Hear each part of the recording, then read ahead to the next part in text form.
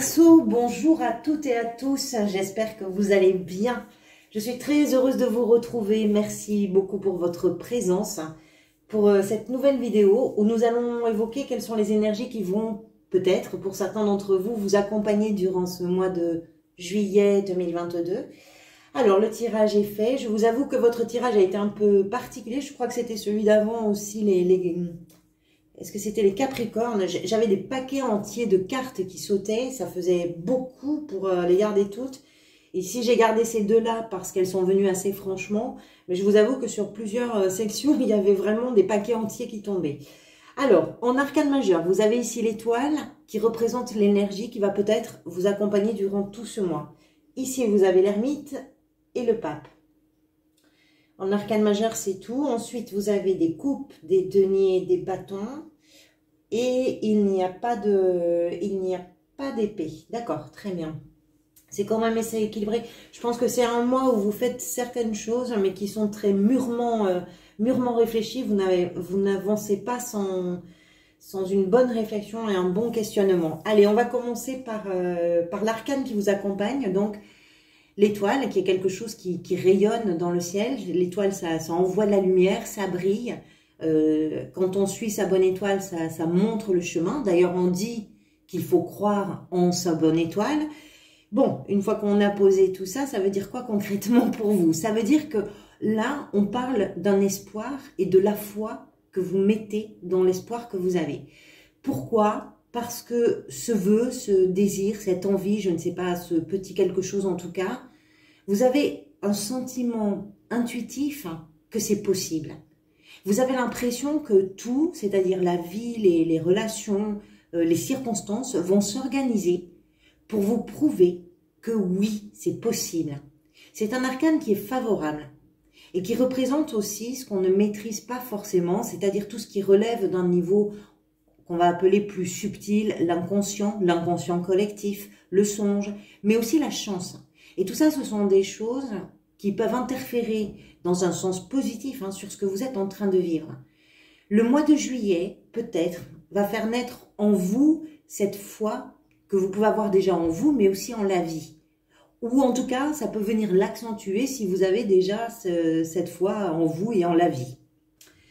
Alors, votre état d'esprit, j'espère que vous voyez bien parce que j'ai un orage qui est venu tout assombrir, j'ai dû allumer les lumières, j'espère que ça ne vous fait pas trop de reflets. État d'esprit, vous avez, pardonnez-moi, l'ermite et la 8 de coupe. L'ermite, c'est une carte qui se réfère à tout ce qui est destiné à évoluer, même si c'est sur un rythme qui est lent. C'est un temps de maturation, c'est un temps de patience, c'est une quête de sens et de vérité. Et c'est aussi la petite lumière, on le voit bien sur cette carte, un petit peu comme l'étoile d'ailleurs, la petite lumière, pardonnez-moi, qui permet de comprendre ce qu'on est en train de vivre et de trouver des solutions à ce qui pourrait être problématique. J'aime pas trop cette formulation, mais ça vous donne l'idée de ce que je voudrais vous exprimer. Alors pour ça, bien sûr, il faut savoir s'écouter. Et si vous écoutez, je pense qu'en juillet, vous allez comprendre que vous avez à choisir un chemin qui va peut-être vous détourner de ce que vous connaissez pour l'instant et qui vous retient encore, mais qui n'a plus forcément de sens. C'est ce que nous raconte la 8 de coupe. La 8 de coupe parle de ce qui vous manque et de ce que vous allez aller chercher. Vous comprenez qu'il y a une nécessité pour vous parce que vous commencez à rêver d'autre chose. Vous commencez à rêver plus loin. C'est une énergie, la 8, qui va nous indiquer, comment je pourrais vous dire, qui va nous indiquer que pour trouver ce qui vous manque, vous devrez peut-être laisser derrière vous certaines choses. Mais je crois que vous le savez parce que je ne pense pas que ce soit quelque chose... La réflexion que vous posez là sur le mois de juillet, c'est quelque chose qui est probablement déjà enclenché. Je pense que vous le savez et je pense que vous prenez aussi le temps de comprendre un petit peu ce qui se joue pour vous, en vous. Ça, c'est votre état d'esprit. Qu'est-ce qui vous a amené vers ça? La 9 de denier. Moi, je pense que c'est votre besoin ou votre envie d'indépendance et votre autonomie aussi. C'est-à-dire de gérer, de maîtriser une certaine situation. Ça peut être bien sûr général, ça peut être dans un domaine en particulier. Vous vouliez profiter de ce que vous ne devez à personne d'autre qu'à vous-même. Et quelle que soit la situation. Vous le méritez. Vous le méritez parce que vous avez sans doute été persévérant, parce que vous avez travaillé dur pour en arriver là où vous en êtes. Parce que, alors, peu importe si on parle d'un travail réel ou d'un travail dans votre rapport au monde, dans votre façon d'évoluer dans le monde dans lequel vous vivez, hein. C'est ce que vous avez construit, c'est ce que vous avez réalisé et qui vous permet aussi, sur le mois de juillet, d'entrevoir la suite. Et cette suite, justement, vous y prétendez. On comprend que si vous laissez quelque chose derrière vous, ce n'est pas pour rien. Ce que vous laissez derrière vous, vous avez bossé pour pouvoir le laisser derrière vous. C'est pas forcément une énergie facile, mais vous avez travaillé pour ça. Vous avez travaillé dans ce sens. Ce que vous désirez par-dessus tout, vous, c'est là. Alors là, j'ai la 2 de bâton avec la 8 de denier. Je pense que c'est faire un choix, et un choix qui fait peut-être votre fierté d'une façon ou d'une autre. La 2 de bâton, c'est une carte qui nous explique que vous vous êtes trouvé à un croisement, que c'est un croisement où il vous faut choisir quelque chose, et que ce choix pour vous est important. Vous voulez le faire. Vous avez besoin de le faire. De toute façon, il est incontournable. Ce choix, ça peut concerner un travail, ça peut concerner n'importe quel domaine. Mais vous avez besoin de le réfléchir.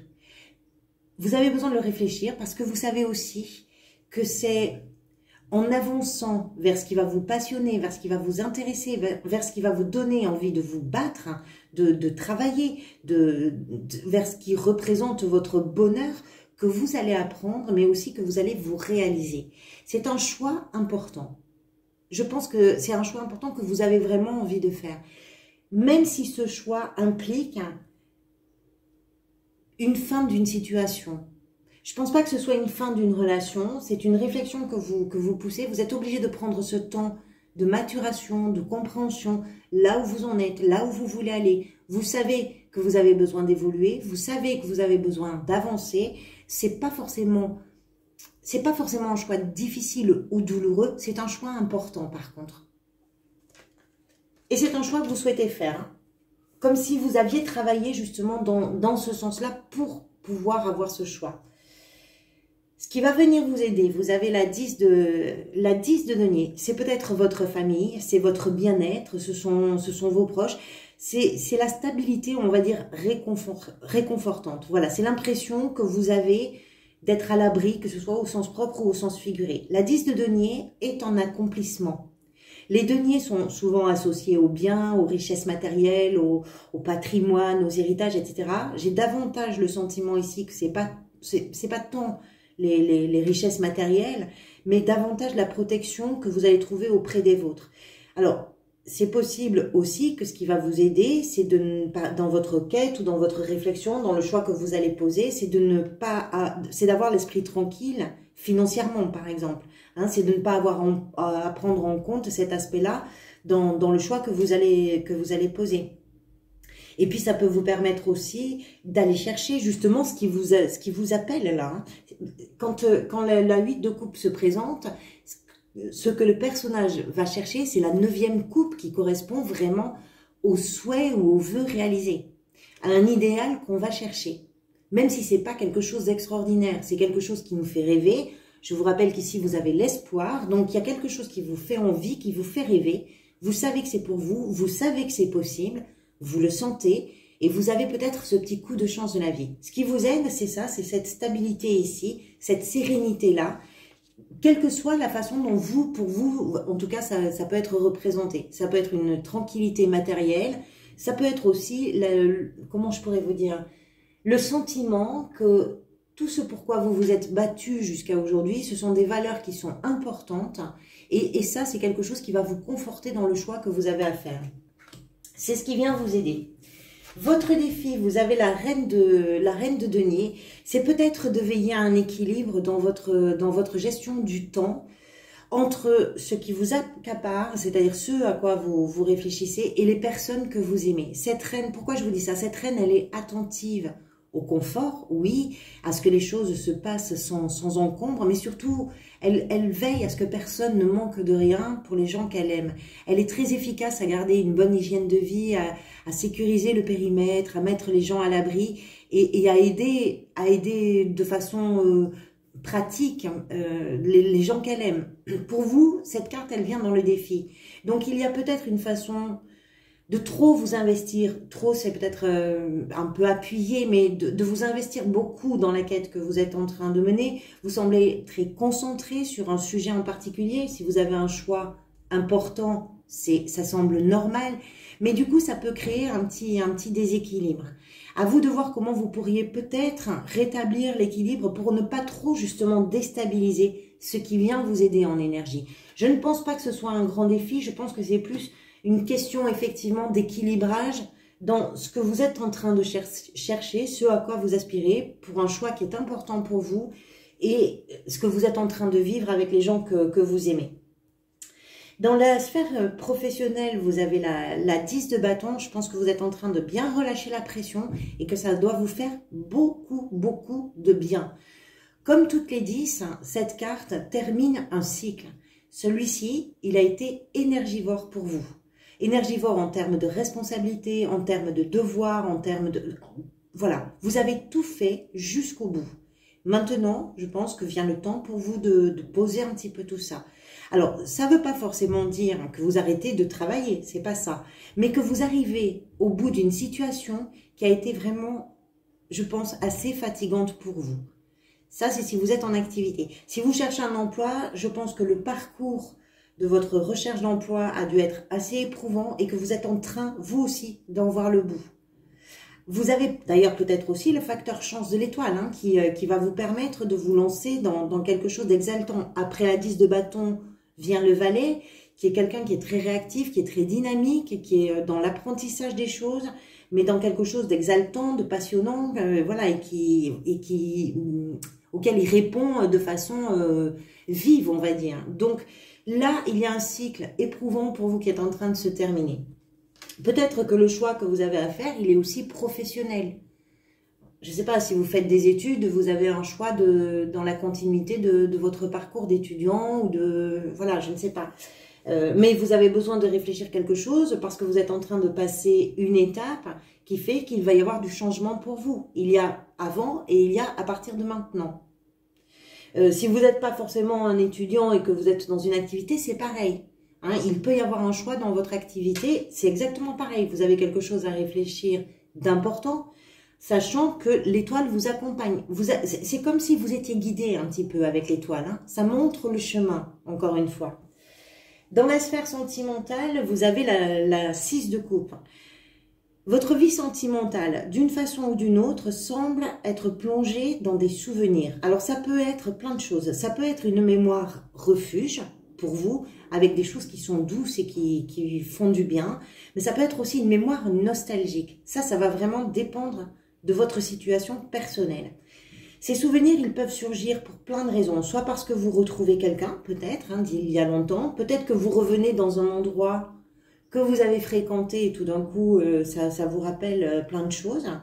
Peut-être aussi que vous aimeriez retrouver, si vous êtes en couple, je ne sais pas, les émotions légères qu'on connaît dans les premiers moments qu'on partage. C'est possible aussi.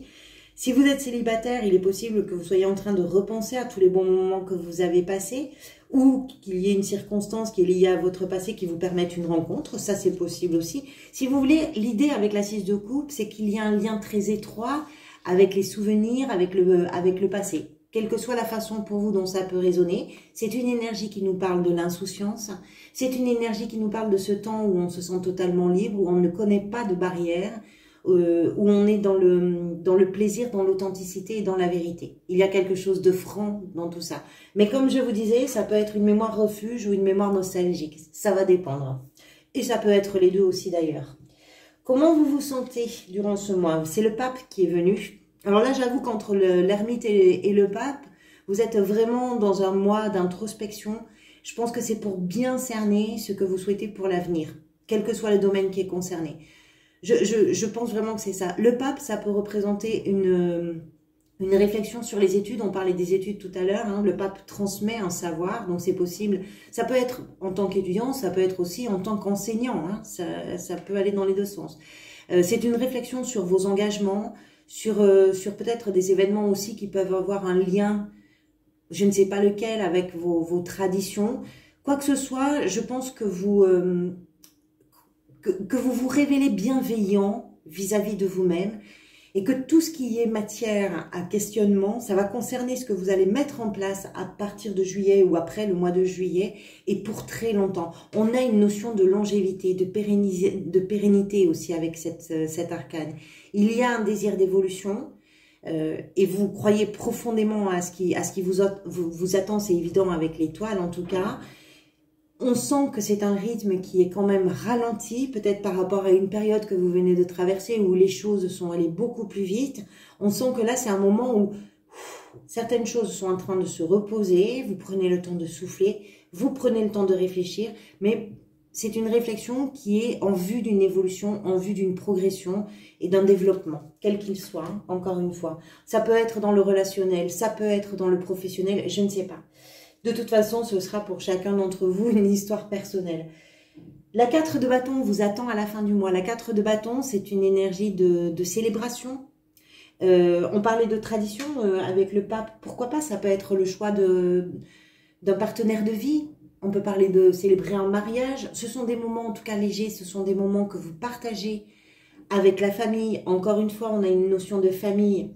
Je sais que des gens qui écoutent, il y a des gens qui sont très seuls, qui n'ont pas forcément une famille autour. On peut parler de vos amis, on peut parler simplement de ce que vous avez à célébrer pour vous. Hein. C'est vrai que les notions de famille, je ne peux pas ne pas en parler quand elles sont attachées ou associées à la carte, si vous voulez. Mais ça ne peut pas parler à tout le monde non plus. Donc, prenez en compte que la fin de mois vous accueille avec de la légèreté, quelque chose que vous allez célébrer d'une façon ou d'une autre, quelque chose qui fait du bien, quelque chose qui fait plaisir. Voilà, c'est la 4 de bâton. Je vais juste regarder ce que vous avez, vous, pour le mois d'août. J'aime bien regarder un petit peu les énergies. Alors, Verseau. Verseau, vous avez l'empereur le mois prochain. L'empereur, c'est celui qui structure, ou celle qui structure, hein, qui organise et qui met en place les choses.